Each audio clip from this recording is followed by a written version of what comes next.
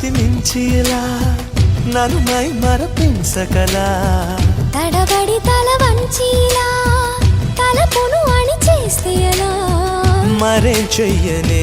నీతో ఎలా వేగనే